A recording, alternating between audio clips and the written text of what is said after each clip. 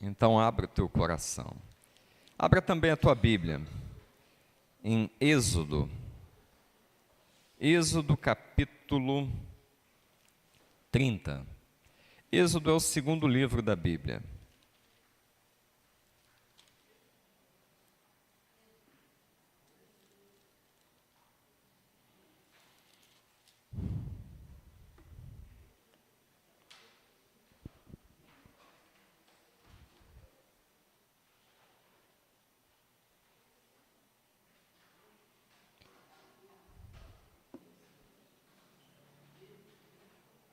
Nós vamos ler dos versículos 34 até o versículo 38.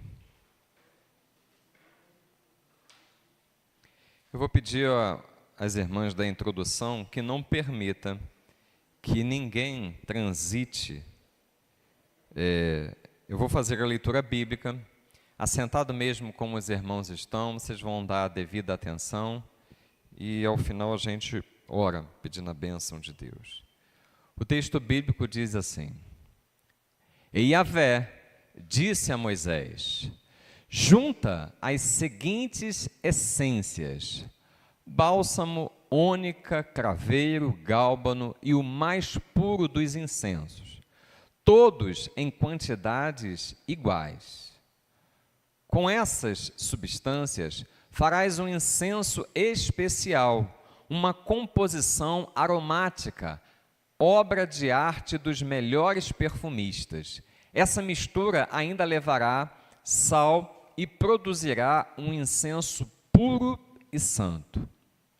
Moerás parte dela até virar pó e o depositarás diante da arca da aliança, na tenda do encontro, onde me encontro contigo, e será para vós um perfume santíssimo. Não fareis para vós nenhum outro incenso de composição ou perfume semelhantes para uso pessoal ou coletivo. Considerai esse incenso sagrado, reservado para uso exclusivo na adoração ao Senhor. Quem fizer um incenso semelhante a esse para aproveitar da sua fragrância, será banido do meio do seu povo. Até aí, irmãos. Fecha aí os seus olhos, vamos falar com Deus. Pai querido, nós te exaltamos e bendizemos o teu nome, nos alegramos em ti, Pai, nesta noite, porque conforme disse o salmista, apenas um dia nos teus atos, na tua presença, Pai, vale mais do que 1000 dias em quaisquer outros lugares, Pai.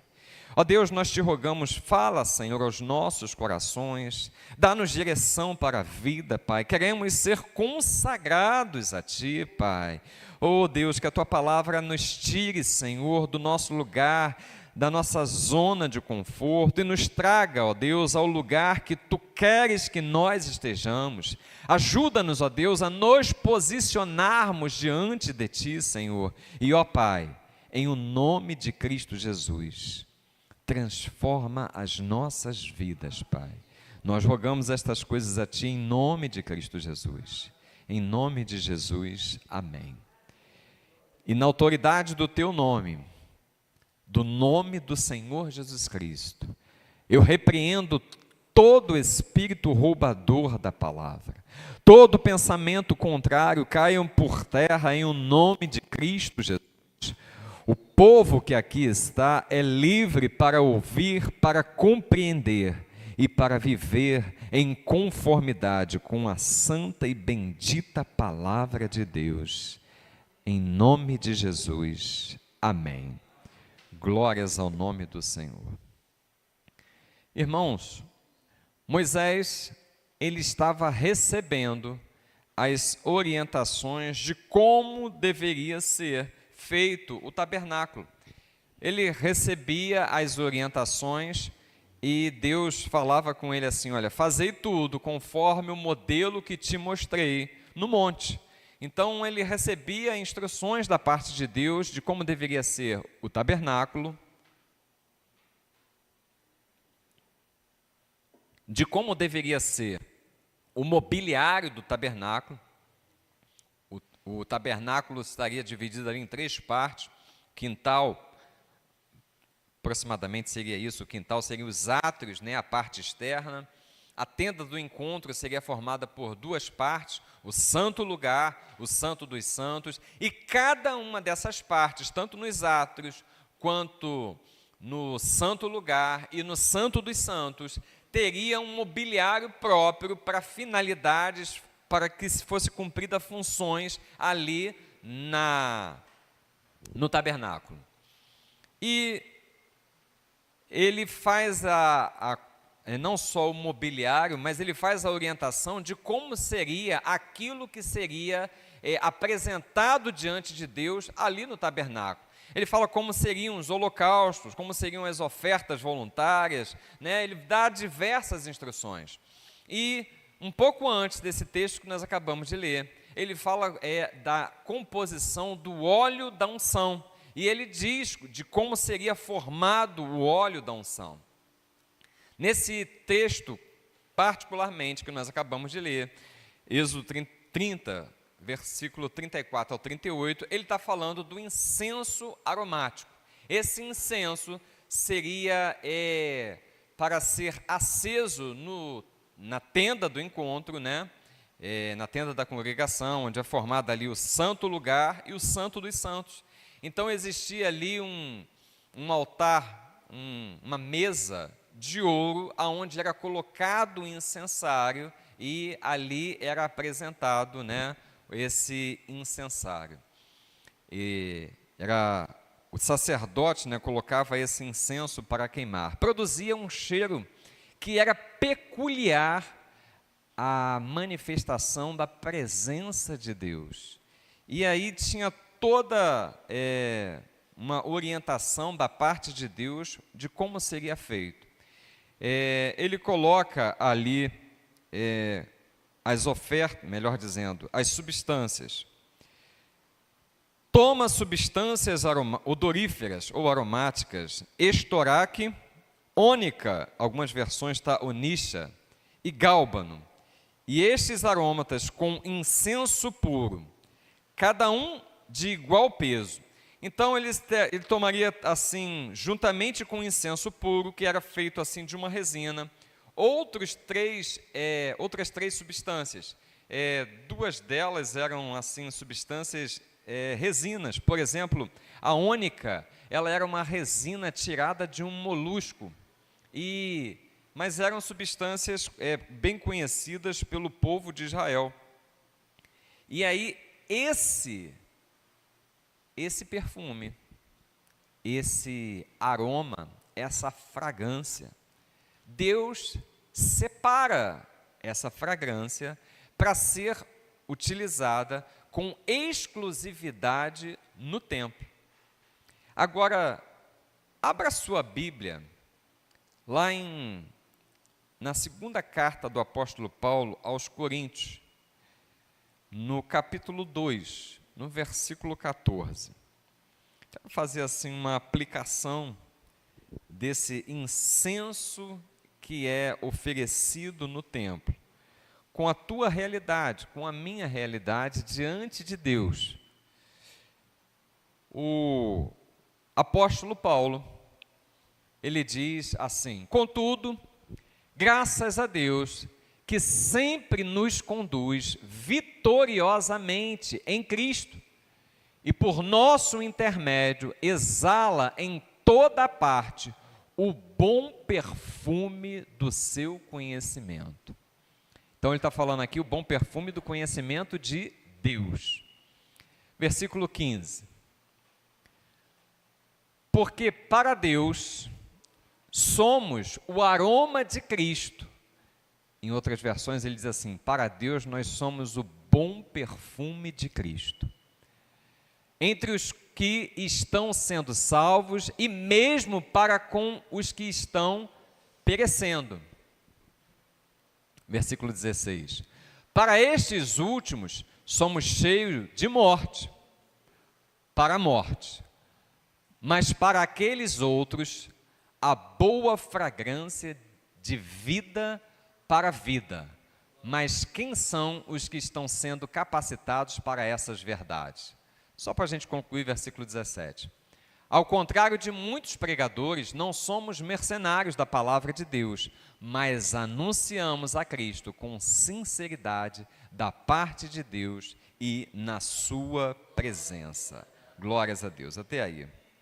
Então, o apóstolo Paulo, ele está dizendo, ele está falando especificamente da parte, os apóstolos, né, nós exalamos o perfume do bom conhecimento de Deus e aplicando a essa realidade a vida de cada crente, nós, você e eu, nós somos o bom perfume de Cristo. Bom perfume de Cristo e ele fala assim, olha, para alguns, para escândalo, esses que estão, né, vamos dizer assim, com trajetória para um caminho de morte, mas para outros, para aqueles que ouvem e entendem a palavra da salvação, um perfume de vida para a vida. Mas o importante é que, independente de como seja, aqueles que estão à nossa volta recebendo, importa é que nós, você e eu, estejamos exalando o bom perfume de Cristo, amém? Então, a verdade, agora pensa na questão de um cheiro. Estou fazendo caminhada, intercalando com a hidroginástica. Convido a todos para ingressarem no ano do exercício. Então, dias que eu não faço a hidroginástica, eu vou para a caminhada. Me chamou a atenção outro dia desse, que eu estava caminhando, e estava na minha frente uma pessoa que estava fumando. Irmãos, eu tenho pouca tolerância para fumaça de cigarro. E assim, o que eu consegui fazer? Eu apressei os meus passos a ponto de ultrapassar aquela pessoa que estava à minha frente, para que eu não ficasse inalando aquela fumaça, aquele cheiro. Porque aquele cheiro para mim incomoda, é um cheiro ruim. Imagino que para os irmãos também. Então eu fico pensando na questão do cheiro. Que cheiro que eu estou produzindo? Já pararam para pensar nisso, irmãos? Porque independente da pessoa querer ou não, você já ouviu falar no fumante passivo? O meu pai, antes de se converter a Cristo, ele fumava e bebia. Então, na presença dele, eu era um fumante passivo quando criança. Então, querendo ou não querendo, né, eu inalava a fumaça porque estava ali perto dele, né, e ele fumava assim carteiras de cigarro, né, na época que ele não conhecia o Senhor Jesus. Então, a pessoa querendo ou não, ela vai estar inalando o cheiro que alguém está produzindo. E aí eu pergunto para os irmãos, que cheiro que nós estamos produzindo para Deus? Como está o nosso aroma? Como está a fragrância que nós estamos? Porque querendo ou não, irmãos, quem está à sua volta, quem está à minha volta, está sentindo o cheiro que nós estamos produzindo. E olha que eu não estou falando daquele cheiro que a gente, quando esquece de colocar o desodorante, é produzido pelo corpo, não. Eu estou falando do aroma do nosso testemunho como homem e como mulher de Deus, amém? Então, isso está sendo sentido por todos à nossa volta. Nós somos o bom perfume de Cristo, amém? E isso independente do que você esteja fazendo, se esforçando ou não para que as pessoas percebam, mas nós estamos sendo sentidos. Voltando para o nosso texto original, ele diz assim, versículo 35, e disto farás incenso perfume segundo a arte do perfumista, temperado com sal, puro e santo. Lá no versículo 37, ele diz assim: será exclusivo ao Senhor. Irmãos, você e eu, nós pertencemos a Cristo Jesus. Deus requer de mim e de você exclusividade. Quando o apóstolo Pedro, ele fala à igreja, lá na sua primeira carta, no capítulo 2, no versículo 9, ele fala assim, olha só, ele fala algumas coisas que estavam acontecendo, e aí ele fala assim, e ele contrapõe, ele joga uma ideia contrária na sequência do texto. No versículo 9 ele fala assim, mas, ou seja, contrapondo aquilo que ele estava falando anteriormente, vós sois geração eleita, nação santa, sacerdócio real. E aí vem a palavra que me faz assim tremer as pernas: propriedade exclusiva de Deus. Irmãos, Ele tem ciúme de nós. Ele tem ciúme de nós. Por quê? Porque Ele não comprou a você e a mim por preço de sangue para nos dividir com esse mundo. Na verdade, nem você nem eu, como igreja lavada e remida pelo sangue vertido na cruz do Calvário, nós não temos mais nada a ver com esse mundo. Amém? Você foi comprado por preço alto. Alguns dizem assim, a salvação é de graça. Não, irmão, não é de graça, é pela graça. É um favor de Deus. Não há nada que você e eu pudéssemos fazer que nos garantisse a salvação. Não pode ser comprado, não pode ser adquirido, não existe barganha. Então, é pela graça. Veio para você, veio para mim, de uma forma assim gratuita, graciosa, mas não é de graça. O preço foi pago. E Ele pagou. E foi preço de sangue. Então você e eu, nós nos tornamos propriedade exclusiva dEle. Irmãos, é isso que Deus quer que nós tenhamos em mente, para que o cheiro que nós estejamos produzindo seja realmente, de fato, verdadeiramente, o bom perfume de Cristo. Versículo 37, ele completa essa ideia. Antes de eu falar no versículo 37, eu lembrei aqui de eu não sei se eu já comentei com os irmãos, mas todo carro que eu compro, ele tem um nome. Eu batizo os carros que eu compro. Por exemplo, o nome atual do carro da Spin, esse tem nome e sobrenome. O nome dele é Gilead Batista, mais conhecido como Giba. Tem nome e tem apelido esse. Mas o primeiro carro que eu comprei, irmãos, o primeiro carro que entrou na família, eu era solteiro ainda, eu era militar do exército. A minha família, a casa dos meus pais, a gente nunca tinha tido um carro. Então eu vi a oportunidade e eu comprei um carro, um Corcel 1. Isso a gente já estava no ano de 92, o modelo dele era de 72, eu acho que era isso. Ele tinha uns 18 anos de uso. Era um carro assim, irmãos, que ele era conhecido como malhadão, de tanto plastique que ele tinha. Volta e meia, ele me deixava a pé ali na rua, pedia socorro a alguém, porque na época, imagina, com 20, 22 anos de idade, se hoje eu não entendo de carro, naquela época eu entendia menos ainda. Então, era famoso malhadão. Mas eu batizei esse carro, foi o primeiro carro que eu comprei e eu batizei com o nome Estorac. É uma dessas especiarias que está falando no nosso texto.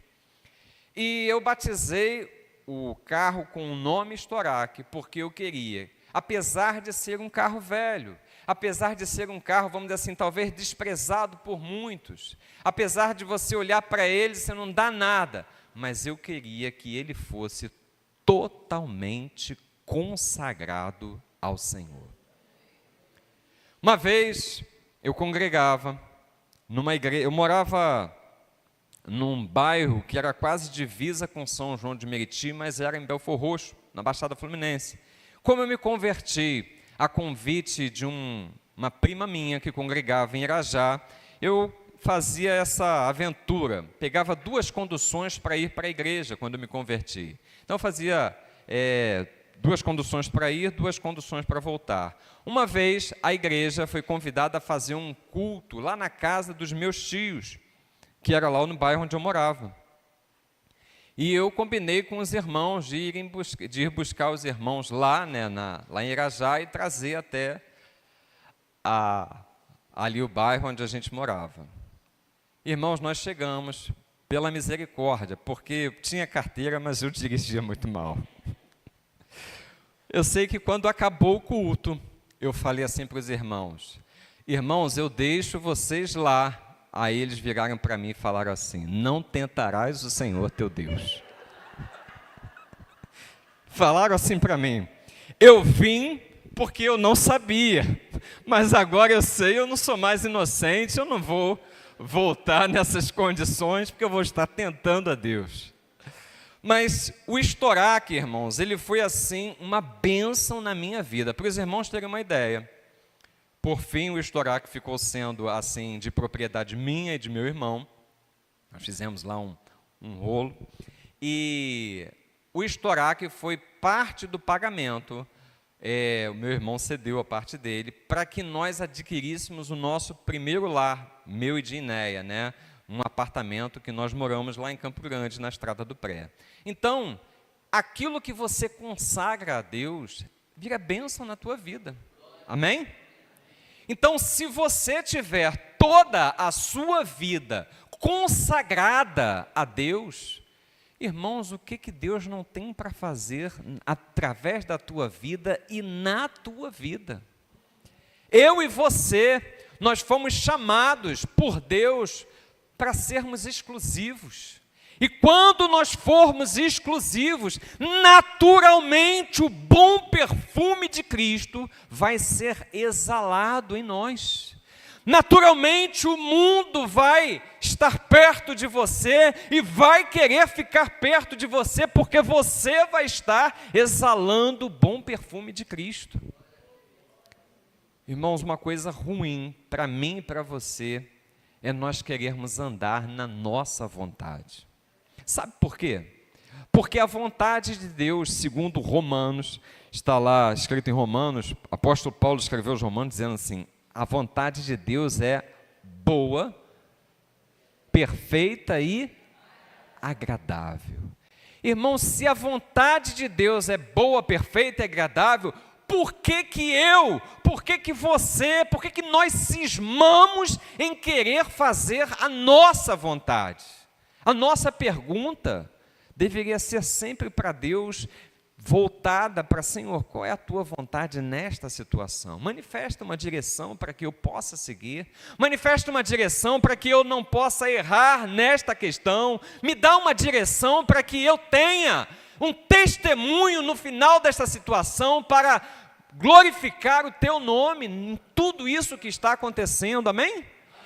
A vontade de Deus, irmãos, ela vai produzir um cheiro agradável àqueles que estão à nossa volta. Vai ser um testemunho. Olha o que o texto diz aqui. Uma parte dele, desse incenso aromático, reduzirás a pó e o porás diante do testemunho na tenda da congregação, onde me avistarei contigo. Será para vós outros santíssima. Santidade, santo, santíssimo. Irmãos, ele não fala que esse incenso seria apenas santo, uma coisa separada.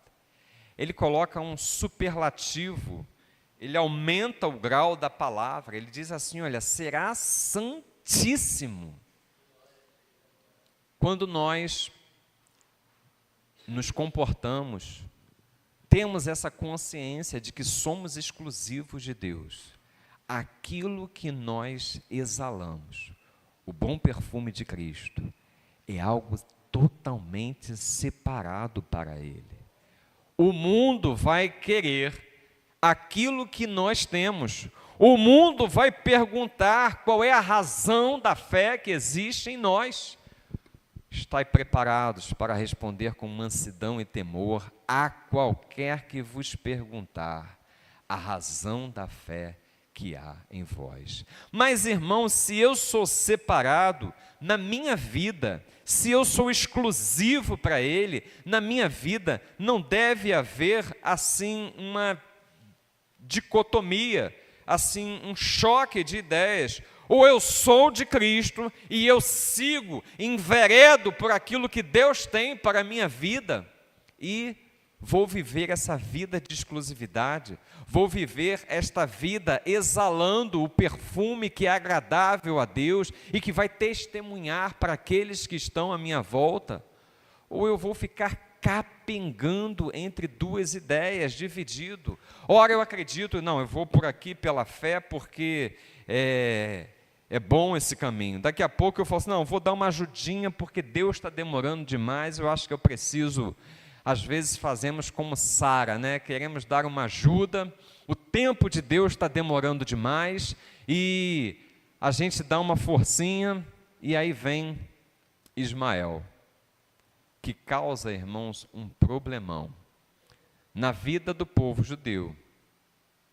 Ismael, até hoje, manifesta frutos de desavenças, de discórdia, porque Sara quis dar uma ajuda para Deus. Irmãos, a ajuda que nós podemos dar para Deus é perseverar naquilo que é a vontade dEle. A ajuda que nós podemos dar para Deus é crer que Ele é fiel para cumprir aquilo que Ele prometeu.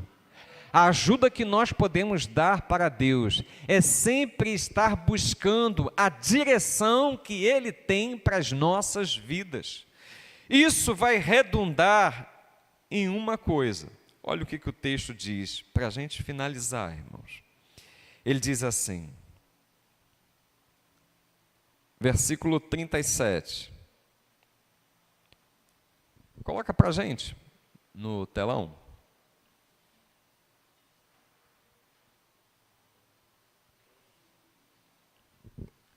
Não fareis para vós nenhum outro incenso de composição ou perfume semelhantes para uso pessoal ou coletivo, ou seja, exclusividade. Considerai este incenso sagrado, reservado para uso exclusivo na adoração.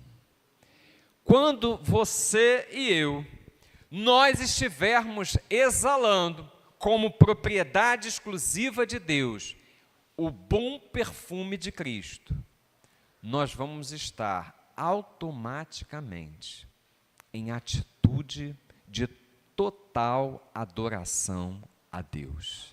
Então, a nossa vida vai ser uma vida de culto a Deus. A nossa vida vai ser uma vida de adoração a Deus. Pastor, mas eu não tenho condições de estar 24 horas no culto, ou 24 horas cultuando a Deus. Não, não é isso que eu estou falando. Eu estou falando o seguinte, teve um pastor que falou uma coisa bem interessante. Ele disse o seguinte, se não há culto na vida, não existe vida no culto.